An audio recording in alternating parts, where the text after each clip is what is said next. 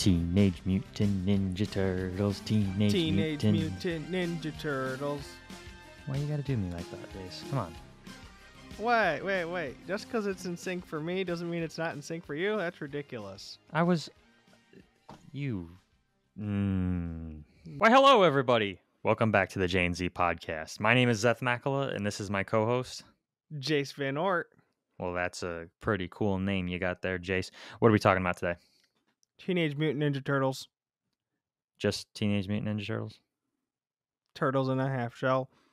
Turtle power! No, we're going to be talking about Shredder's Revenge, the new TMNT game that is a return to form to more of its arcade classics like Turtles in Time and some of the more traditional beat-em-up style games. Jace, how'd you enjoy this game? I mean, we played it together. I actually have not played an arcade beat 'em up like that in a good long time, so I had a ton of fun. It was super refreshing, and I like the mechanics that let you play with friends. They certainly made that a priority, as well as the gameplay, so the game overall was phenomenal, and I had a blast playing it.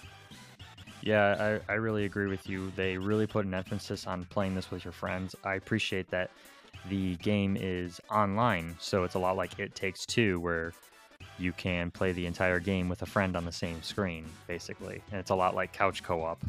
I am really enjoying these games that are kind of putting an emphasis on couch co-op, but it's still available in online format. Yeah, and, not only are you able to play with a friend, you can play online with people with couch co-op at the same time and have up to 6 people. That's awesome. Normally they stick it to 4, but in our experience, we were never able to make like a full friend group of 6, but playing in the lobbies, it was chaotic, but it wasn't overbearing. It felt totally playable. You could still keep track of your character. So I just appreciate that they let, more than just 4 people play. Yeah, I really do appreciate that as well, because I love a lot of arcade beat-em-ups. But the problem is, with a lot of them, you have to have your friends come over to your house at times because they only support local multiplayer. Or if it isn't online... Come to think of it, those are mostly only 2 players, really, for most of these arcade games, so... The original Turtles in Time, the arcade version was 4-player, if I do remember correctly. But the SNES port was only 2-player. Is this a remake? No, it's a continuation. That's why it was super cool for me to play this game. For you, I mean, you're a Teenage Mutant Ninja Turtle fan, but I can't say for certain, like, do you know a ton of the deep cuts, like some of the characters and stuff? I can't even remember all 4 Turtles' names at any given moment. I am not what you'd call a super fan. I struggle with Donatello. He's the one that always slips my mind. He's purple. So the game is super cool because it's sort of a pseudo sequel, like a legacy sequel to all of the Teenage Mutant Ninja Turtle games.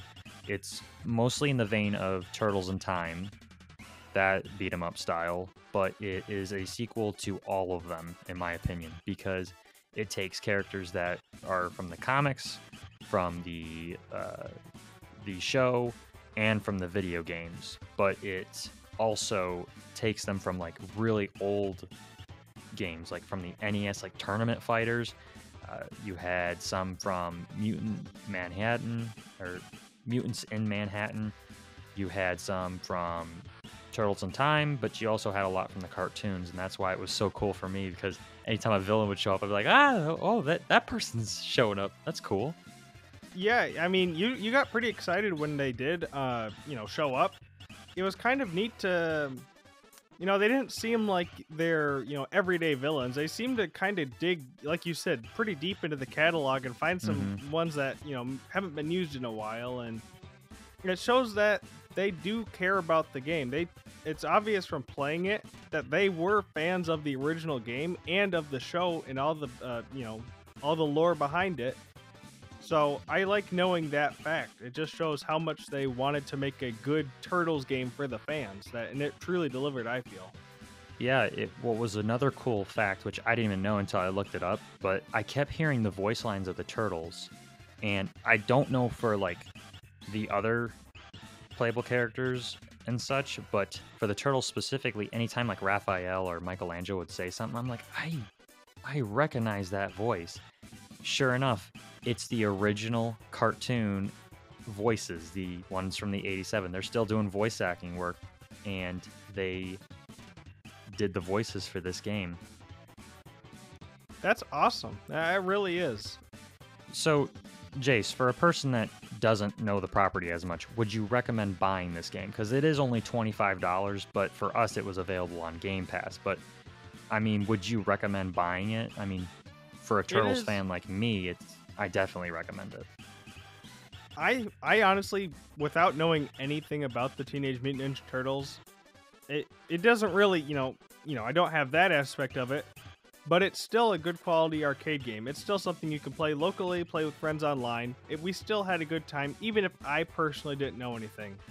And although the game's not super long, I still think $25 is pretty justifiable. It's not a $60 game by any means, but I think there's enough content there to maybe justify that, or maybe I feel a little cheaper. Maybe 20 is about the sweet spot for it. But it being on Game Pass certainly sealed the deal. Just a few things we wanted to talk about for those that are interested in buying this, though. This is going to be a shorter episode, but we would experience a glitch every so often where people would join our party, or, for instance, Jace would join my party, and it'd work fine on the world map and everything, but the minute they enter a level, it glitches on them and they lose connectivity. It's once in a while. It's not for every level. Yeah, so Zeth never really experienced it because he hosted most of them, so he wouldn't have these kinds of issues.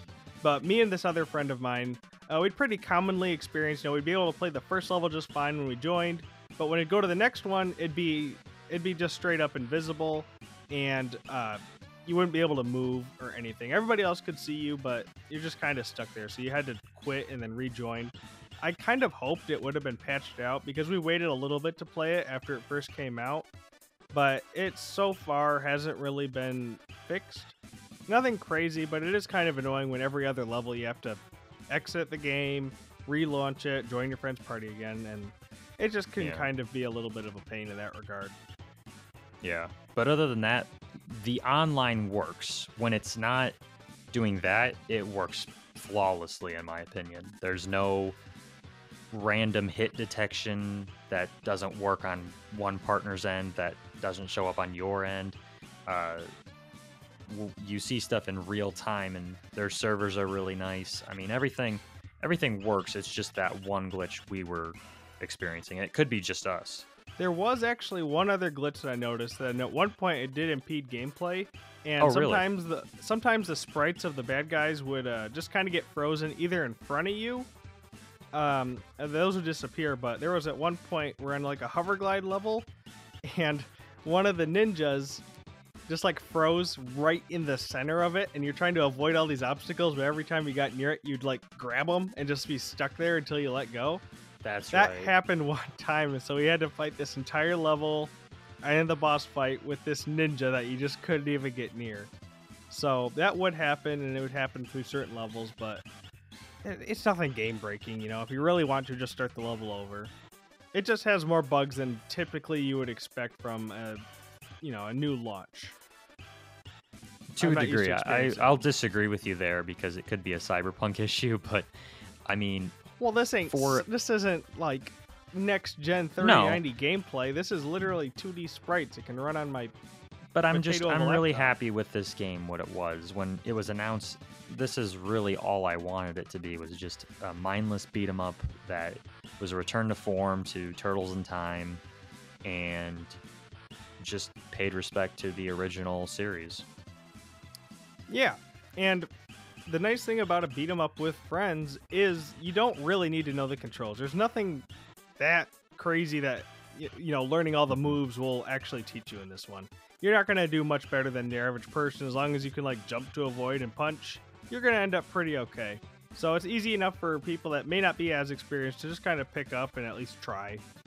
That being said, though, for those that are willing to learn the moves, there are moves in this game compared to the Turtles in Time. So Turtles in Time only had, if I remember correctly, only one attack button, and the way you would do different moves is either by jumping or by moving side to side. You would input different commands, but nothing crazy like this where if you press the button 3 times, it'll do a move. If you dodge and smash, or you dodge, move, smash, it'll do something different.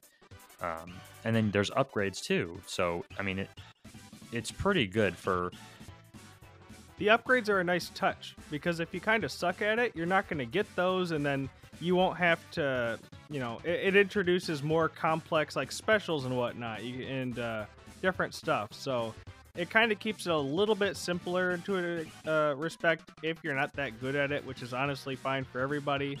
But if you are, you know, doing pretty well, it will teach you even more stuff you can do, and it does become helpful because those moves are more, you know, strategy oriented. You can actually use those in scenarios, and it kind of just works out for everybody. And it just, but if you're bad at it, it gives you less stuff to worry about.